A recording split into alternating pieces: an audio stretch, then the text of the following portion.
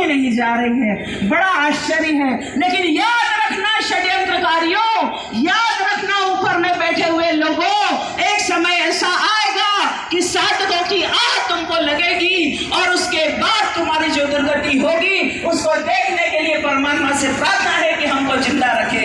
हम मांग करते हैं, रिहा करो, रिहा करो, बापूजी को रिहा करो, रिहा करो, रिहा करो, बापूजी को रिहा करो, रिहा करो, रिहा करो, बापूजी को रिहा करो, निर्दोष है, निर्दोष है, बापूजी निर्दोष है, निर्दोष है, बापूजी निर्दोष है, निर्दोष है, निर्दोष है।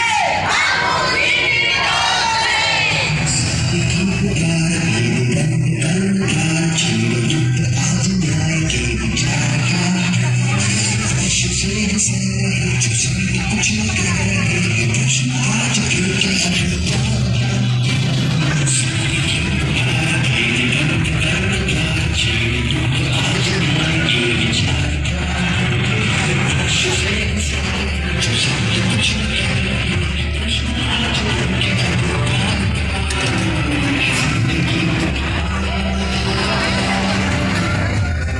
राष्ट्र के कल्याणार्थ अपना पूरा जीवन समर्पित करने वाले आशाराम जी बापू का क्या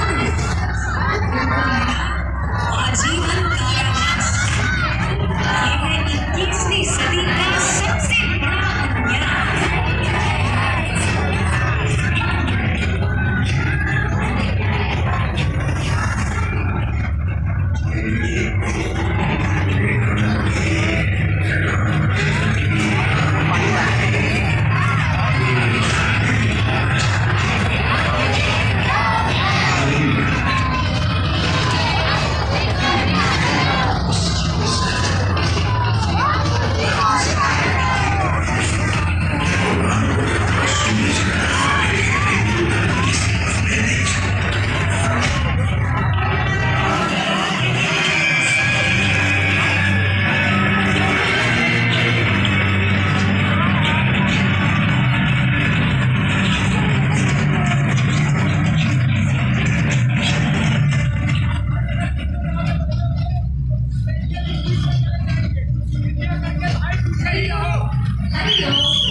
भाई पीछे ही रहो।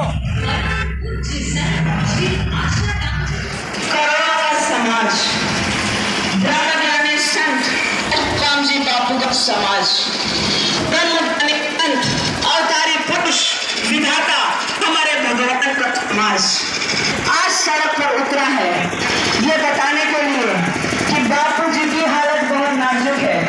बापू जी को 2 अटैक आ चुके हैं।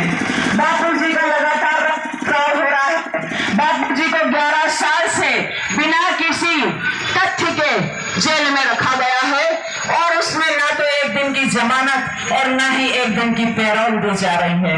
बापू जी ने मांग की है कि मुझे आयुर्वेदिक इलाज दिया जाए, लेकिन उसके बाद भी बापू जी को इलाज के लिए भी छूट नहीं दी जा रही, रिहाई नहीं दी जा रही।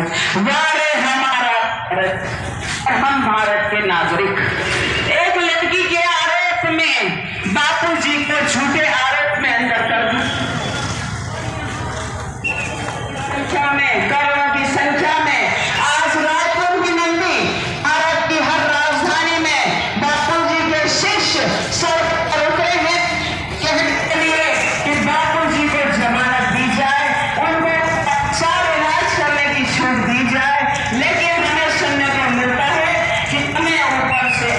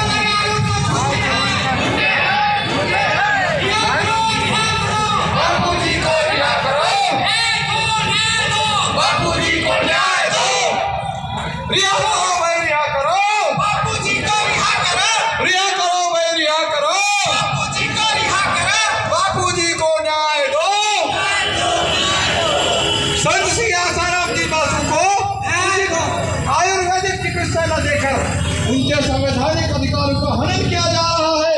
इसीलिए हम सभी प्रार्थना करते हैं, बापू जी निर्दोष है, बापू जी को न्याय दो, बापू जी को न्याय दो। जिस देश में संतों का अपमान होता है वह देश नहीं, शमशान